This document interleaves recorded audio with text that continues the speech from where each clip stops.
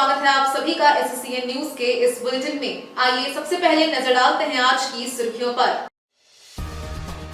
कांड्रा स्थित कपड़े की दुकान में घुसकर अपराधियों ने की फायरिंग, मची अफरा तफरी, ग्राहक के पैर में लगी गोली। 2 महीने पहले दुकानदार से मांगी गई थी 20 लाख रुपए की रंगदारी। सीसीटीवी कैमरे में कैद हुई घटना, अपराधियों की तलाश में जुटी पुलिस। आदेश के बावजूद जब्त कार नहीं छोड़ने पर कोर्ट सख्त। साक्षी थाना के 2 पुलिस अधिकारियों के खिलाफ कोर्ट की नोटिस। मालखाना इंचार्ज जितेंद्र कुमार और SI NK तिवारी को कोर्ट में सशरीर हाजिर होने का आदेश। जमशेदपुर के धाल भूमगढ़ में नाबालिग लड़की को अगवा कर सामूहिक बलात्कार, पीड़िता की बिगड़ी तबीयत, MGM अस्पताल में भर्ती। मामला दर्ज कर पुलिस ने शुरू किया अनुसंधान। बलात्कारी की अब तक गिरफ्तारी नहीं होने से परिजनों में आक्रोश। आइए बात करते हैं कांड्रा मुख्य मार्ग पर स्थित कपड़े की दुकान में अपराधियों द्वारा की गई फायरिंग की।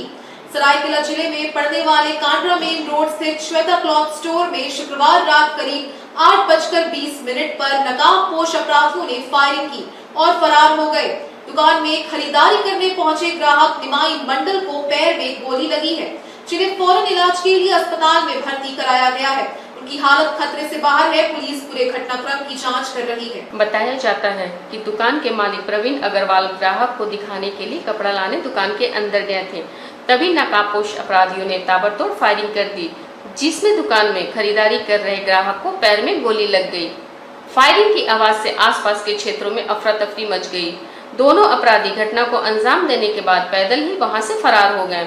घटना की जानकारी मिलते ही पुलिस टीम मौके पे पहुंची। कांड्रा थाना प्रभारी भास्कर टोपो ने घटनाक्रम की जांच पड़ताल शुरू कर दी है।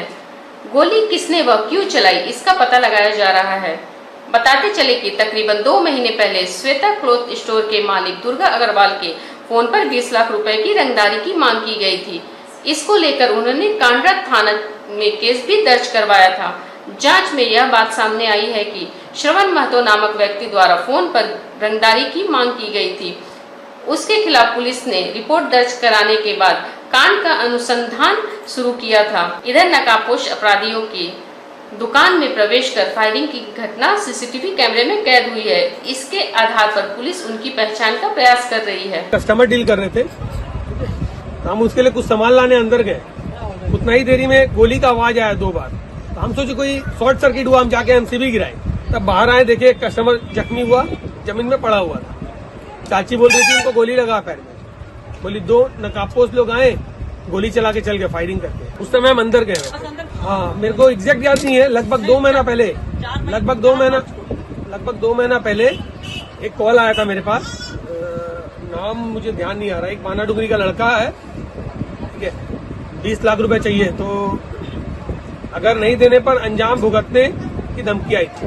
तो मैंने थाना में उसी दिन थाना में लिखित आवेदन दिया था कि मुझे सुरक्षा प्रदान की जाए। आज हो गए आपका 12 मई। 2 महीना बाद भी आज कोई थाना की तरफ से कोई कार्रवाई नहीं हुई है। आज वो इंजाम भुगतना पड़ रहा। आज गोली चला के चल गए, दुकान के अंदर घुस के गोली चला के चल गए।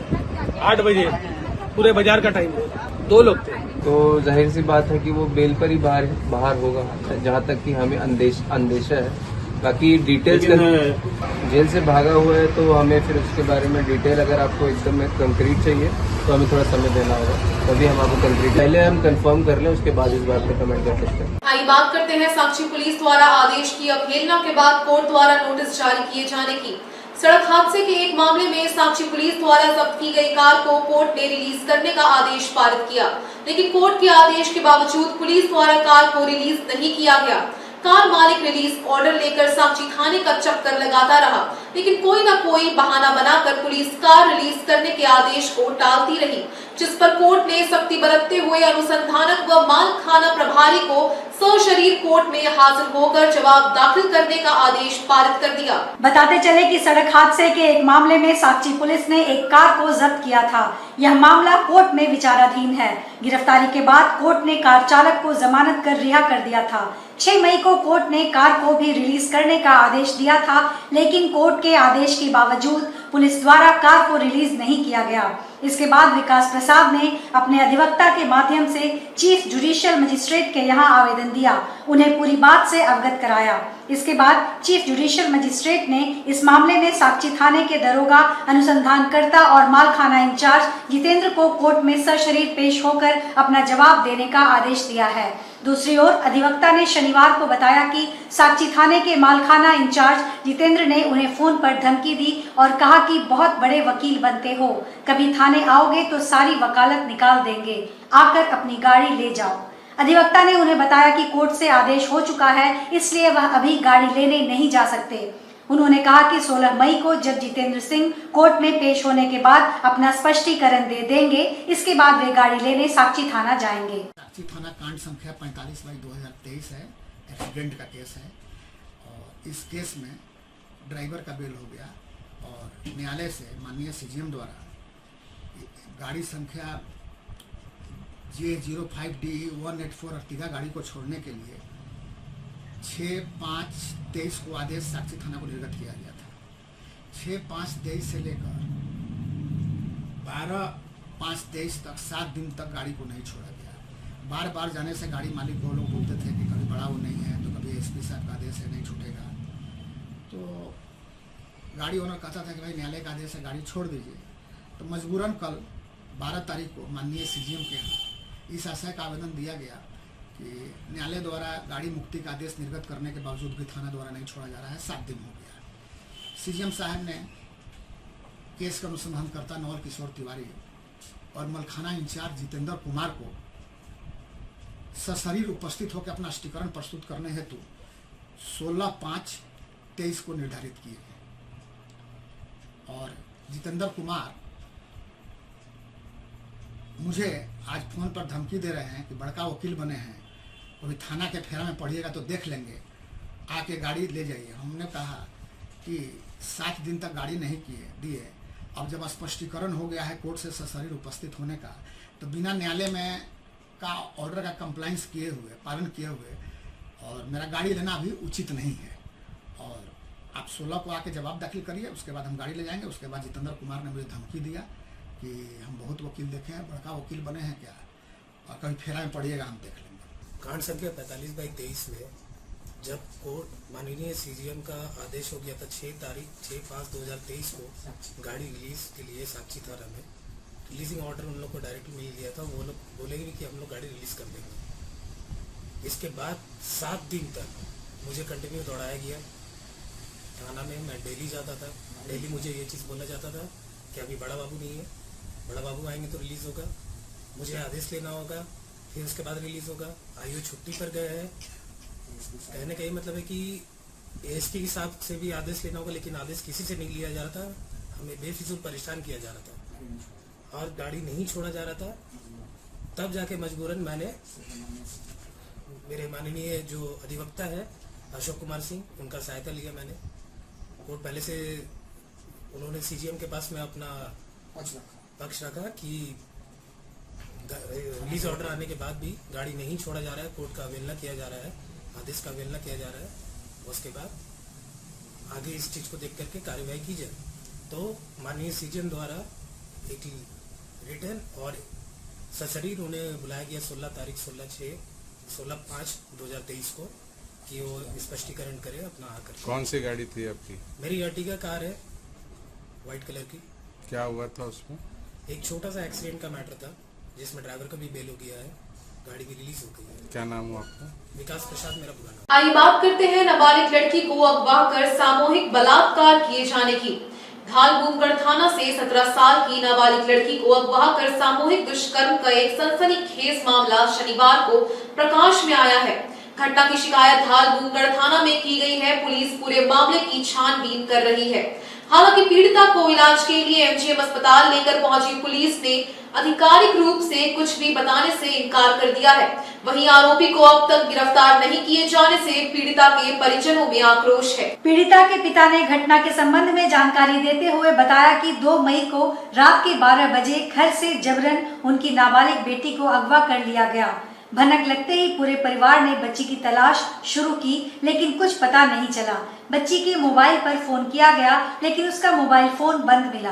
पीड़िता के पिता ने बताया कि कुछ देर बाद उनके मोबाइल पर फोन कर बेटी का पता बताया गया। बाद में पुलिस को घटना की सूचना दी गई। पुलिस की मदद से पीड़िता को बरामद कर लिया गया। पुलिस ने इस संबंध में मामला दर्ज कर मामले का अनुसंधान आरंभ किया। शनिवार को अचानक बच्ची की तबीयत खराब हो गई। पहले उसे घाटशिला अनुमंडल अस्पताल में भर्ती किया गया, बाद में हालत बिगड़ने पर उसे एमजीएम अस्पताल लाया गया।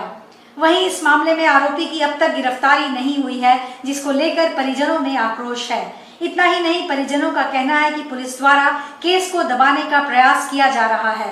पुलिस उन पर भी मामले को ठंडे बस्ते में डालने का दबाव बना रही है। गलती से मामला मेरा लड़की को उठा कर ले गया था 2 तारीख को रात 12 बजे। खोज के 2 बजे तक खोजा, नहीं मिला। उसके बाद लड़की को फोन किया, तेरा पिताजी क्या बोल रहा है। हम 2-3 बार फोन किया, उसका फोन नहीं उठाया। उसके बाद उधर से फोन आया तो बोल रहा है इसका घर में आ गया। केस इसका रजिस्टर्ड है, 11 तारीख में देख लीजिएगा। दालमुगढ़ थाना का कांड संख्या है। हम इसके लिए ऑथराइज नहीं है, जाकर शिकायत मिल चुकी है, देख लीजिएगा। आइए बात करते हैं परसुडी के गदड़ा में अतिक्रमण के खिलाफ की गई प्रशासनिक कार्रवाई की। परसुडी में गदड़ा कॉलेज के पास सरकारी जमीन पर अतिक्रमण पर बनाए गए घर मकानों को प्रशासन ने शनिवार को बुलडोजर लगाकर तोड़ दिया। इसके अलावा कुल 17 घेराबंदी को भी तोड़ दिया गया। जिला प्रशासन की ओर से अंचल कार्यालय के कर्मचारी मौके पर मौजूद थे।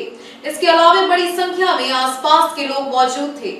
हालांकि प्रशासनिक कार्रवाई का किसी ने विरोध नहीं किया, लेकिन घर टूटने का कई परिवारों पर असर पड़ा और वे सड़क पर आ गए हैं। पीड़ित परिवार से संबंध रखने वाले विशाल का कहना है कि उसे किसी तरह का अग्रिम नोटिस नहीं दिया गया था। उसने 1 साल पूर्व 2,50,000 रुपए प्रति कट्ठा पर जमीन खरीदी थी। उसे यह जानकारी नहीं है कि जमीन सरकारी है। 1 माह पूर्व उसने घर बनाना शुरू किया था। मौके पर मौजूद अंचल कार्यालय के कर्मचारी ने बताया कि यह जमीन अनाबाद बिहार सरकार की है, जिसका प्लॉट नंबर 564 और खाता नंबर 1340 है। यह कार्रवाई उपायुक्त के आदेश पर की गई है। ब्लॉक कर्मी ने बताया कि अंचल कार्यालय से सभी को नोटिस भेजा गया है। हालांकि किसी ने नोटिस रिसीव नहीं किया और न ही किसी ने अपना नाम बताया था, जिसके बाद अज्ञात के नाम से नोटिस उनके घरों में चिपका दिया गया। और नोटिस दिया तो नोटिस तो हम लोग को मिला नहीं था। घर तो एक ही था मेरा, और यहाँ एक इधर थे, एक पीछे थे, पीछे वाला तोड़ा। कल तो 3 ही घर तोड़ा। तो आप लोगों को जानकारी नहीं थी क्या कि ये सरकारी जमीन है? तो किससे खरीदे थे? खरीदे थे, इधर का ही आदमी था, उतना तो मुझे जानकारी नहीं। आइए बात करते हैं आर्टिक्स क्रिएशन ड्राइंग क्लास में 3 दिवसीय समर कैंप के समापन की। आर्टिक्स क्रिएशन ड्राइंग क्लास द्वारा आयोजित 3 दिवसीय समर कैंप का शनिवार को समापन हो गया। इस अवसर पर मुख्य अतिथि के तौर पर समाज सेवी पूर्वी घोष उपस्थित थी। उन्होंने अपने संबोधन में कहा कि आज के बच्चों में पढ़ाई के साथ साथ संपूर्ण विकास जरूरी है, इसीलिए समर कैंप जैसे कार्यक्रम आवश्यक हैं। मुख्य अतिथि के तौर पर बोलते हुए पूर्वी घोष ने कहा कि समर कैंप में आकर जो खुशी मिली है उसका बयान नहीं कर सकती। पूर्वी घोष ने कहा कि बच्चों के संपूर्ण विकास के लिए पढ़ाई के साथ साथ अन्य एक्टिविटी में उनकी भागीदारी जरूरी है, ताकि उनका चौमुखी विकास हो सके। पूर्वी घोष और ऑर्किड सोसाइटी के सेक्रेटरी सुदीप चौधरी ने बच्चों के बीच सर्टिफिकेट्स और मेडल्स बांटा। वहीं आर्टिक्स आर्ट क्लास की संचालिका सह समाज सेविका मधु सिंह ने बताया कि इस समर कैंप में कई नए इवेंट्स हुए, जिसमें बच्चों ने बढ़ चढ़ कर हिस्सा लिया। 3 दिनों के इस आयोजन में बच्चों ने drawing, sketching, chess, miniature, dancing, singing, science fun game, T shirt painting सीखा और स्वास्थ्य एवं पर्यावरण की जानकारी भी ली। कार्यक्रम में स्निग्धा साक्षी, अर्चना पांडे एवं सोनू विश्वाल ने भी अपनी सहभागिता दिखाई। बताते चले कि बच्चों के लिए 3 दिवसीय समर कैंप की शुरुआत 11 मई को हुई थी। इस दौरान समर कैंप में बच्चों ने खूब मस्ती की। मस्ती के साथ साथ उन्हें बहुत कुछ सीखने को मिला। खेल खेल में बच्चों को आर्ट और क्राफ्ट से संबंधित बहुत सारी जानकारियां प्रदान की गयी। आर्टिस्ट क्रिएशन के तरफ से ये जो समर कैंप है, आज सभी बच्चों पेरेंट्स को एक साथ मिलके बहुत आनंद लगा और मैं बहुत आभार प्रकट करती हूँ हमारे मधु सिंह जी को, जिन्होंने मुझे आमंत्रित किया।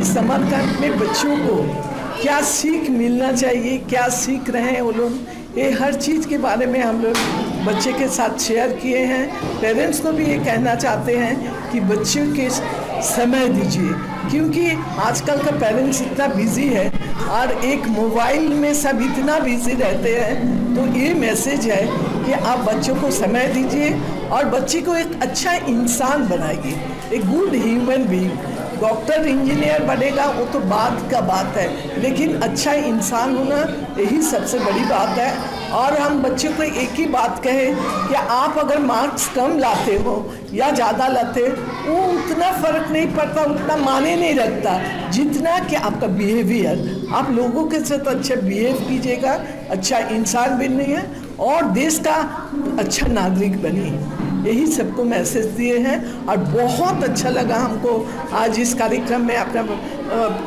प्रेजेंट होके। और मधु जी का और मिस्टर सिंह को मैं तहे दिल से शुक्रिया अदा करती हूँ। और सुदीप चौधरी जी जिन्होंने इस कैंपस का कोऑर्डिनेटर बोलेंगे, उन्होंने जो मदद करते, पेरेंट्स जो मदद करते, सभी को मैं शुक्रिया अदा करती हूँ। और मुझे बहुत अच्छा लगा कि बच्चे लोगों को इतना अच्छे तरीके से ड्राइंग बोलिए, आर्ट बोलिए, क्राफ्ट बोलिए, सब बच्चे सीख रहे हैं। ये मधु जी का बहुत बड़ा समाज के लिए एक योगदान है।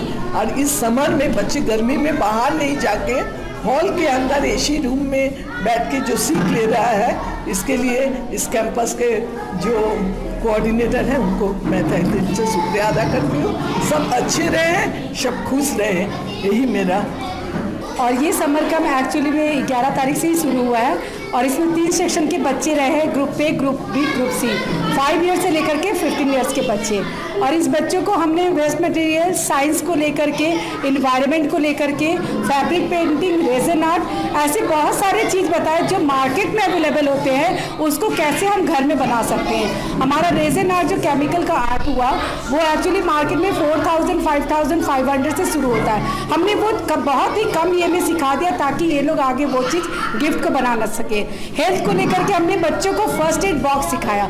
फर्स्ट एड बॉक्स की आप पेरेंट्स पे डिपेंड मत रहे, वो फर्स्ट एड बॉक्स में हमने प्रॉपर सारा चीज़ दे दिया कि ऐसे बनाना, और जब आपको पहली इंजरी या कुछ भी ऐसा चोट लगे तो उससे आप उसको ठीक कर सकते। हमने इस आर्टिक्स समर कैंप में कैनवस पेंटिंग, कॉफ़ी आर्ट और रिजन आर्ट, ऐसे बहुत सारी चीज़ें सीखी। और thank you to Madhu aunty, उन्होंने लास्ट ईयर भी किया था और इस साल भी हमें यहाँ बहुत मज़ा आया। एंड आई होप कि नेक्स्ट ईयर भी मधु आंटी ऐसे ही कैंप रखेंगे। सो सबसे पहले मैं मधु आंटी को बहुत थैंक्स करना चाहती हूँ क्योंकि उन्होंने हमारे समर वेकेशन को मोर इंटरेस्टिंग और क्रिएटिव बनाया है।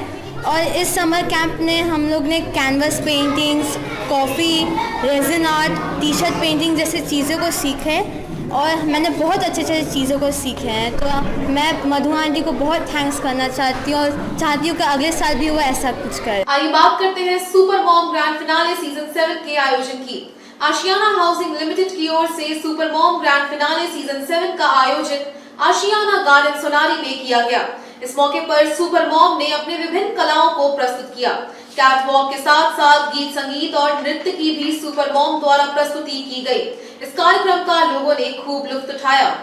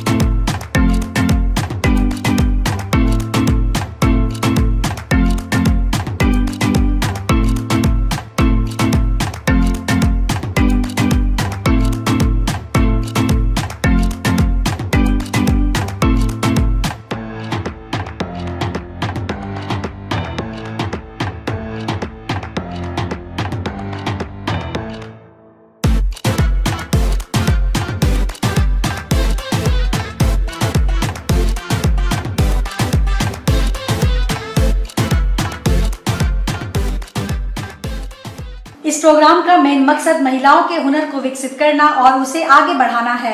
आमतौर पर महिलाओं के लिए इस तरह के कार्यक्रम कभी कभी ही आयोजित किए जाते हैं, लेकिन आशियाना सोसाइटी ने इस तरह के मनोरंजक कार्यक्रम आयोजित कर महिलाओं में गुणात्मक परिवर्तन लाए जाने की दिशा में महत्वपूर्ण कार्य किया है। इस प्रकार का प्रोग्राम पूरे इंडिया में आशियाना हाउसिंग सोसाइटी द्वारा आयोजित किया जाता है। आज के इस प्रोग्राम में मुख्य अतिथि सोसाइटी के अध्यक्ष सुरेश संथालिया, आशियाना हाउसिंग लिमिटेड की तरफ से वाइस प्रेसिडेंट शांतनुशील गांगुली और आयोजनकर्ता शैलेंद्र सिंह उपस्थित थे। इस प्रोग्राम का आयोजन जमशेदपुर में सुरजीत सिंह और विनोद साहू मिलकर प्रत्येक वर्ष करते हैं। कार्यक्रम के अंत में super moms grand finale season 7 की विजेताओं को पुरस्कृत भी किया गया। आइए बात करते हैं सुरो साहित्य संस्था द्वारा कविवर रविंद्रनाथ टैगोर की जयंती मनाए जाने की। नोबेल पुरस्कार विजेता कविवर रविंद्रनाथ टैगोर की 162वीं जयंती पर सुरो साहित्य संस्था द्वारा Sonari 7 extension road Rani Sati tower में एक कार्यक्रम आयोजित किया गया, जिसका उद्घाटन संस्था की संस्थापक डोला वाजपेयी, उद्यन बोस, डॉक्टर सुप्रियो भट्टाचार्य जी के साथ अन्य लोगों द्वारा दीप प्रज्वलित कर किया गया। इस मौके पर अंतर्राष्ट्रीय गायिका, कवयित्री और लेखक डोला वाजपेयी के साथ उद्यन बोस और साथी कलाकारों द्वारा रविंद्र संगीत प्रस्तुत किया गया।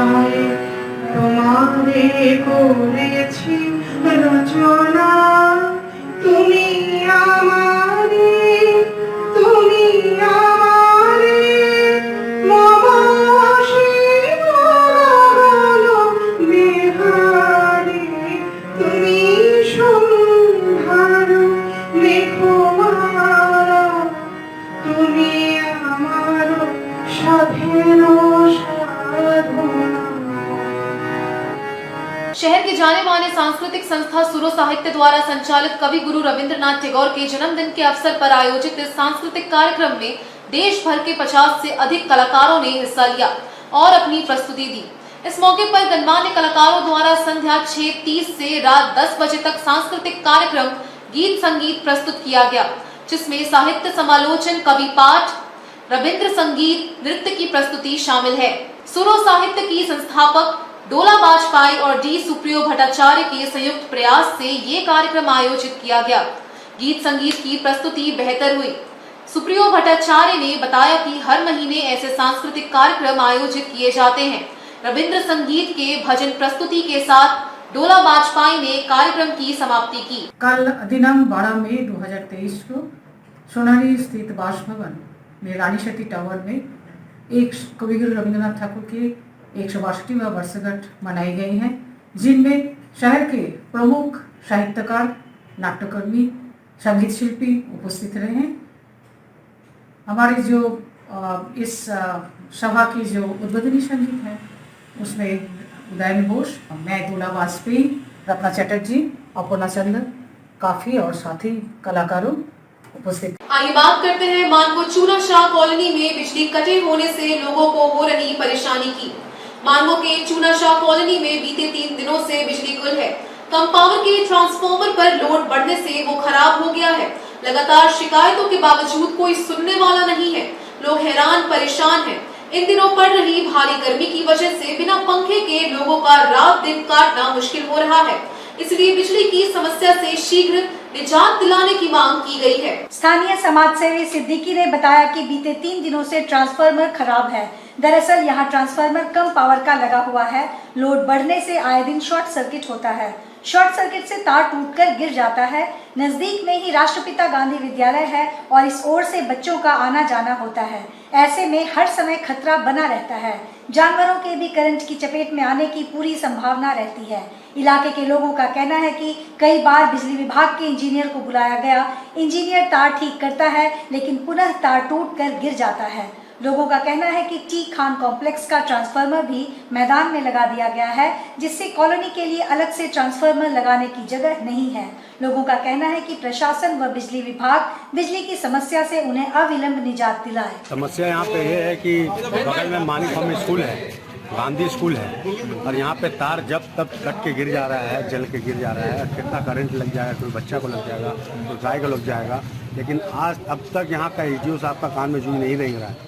यहाँ पे एक ट्रांसफार्मर का चूना सा कॉलोनी में एक ट्रांसफार्मर का मांग किया जा रहा है, जो कि अब तक मांग पूरा नहीं किया गया है। अब 3 दिन से आज तीसरा दिन है, जो कि लाइट चूना सा कॉलोनी में एक भी बार नहीं आया। जब भी जल रहा है तुरंत शॉर्ट सर्किट है, पूरा केबल जल जा रहा है। देता अधिकारी खाली आश्वासन देता है, आश्वासन देता है और टेम्पोररी सॉल्यूशन करके चल जाता है। टेम्पोररी सॉल्यूशन का मतलब है कि 10 से 15 मिनट, उससे ज़्यादा का कोई बात नहीं होता है। कल 3 बजे रात में लाइट लगा है और 3:15 में फेस उड़ गया और 3:30 में पूरा जलना चालू हो गया। आज के इस बुलेटिन में बस इतना ही। हम फिर हाजिर होंगे कुछ और नई खबरों के साथ। तब तक के लिए SCN न्यूज की पूरी टीम की ओर से मुझे दीजिए इजाजत। नमस्कार।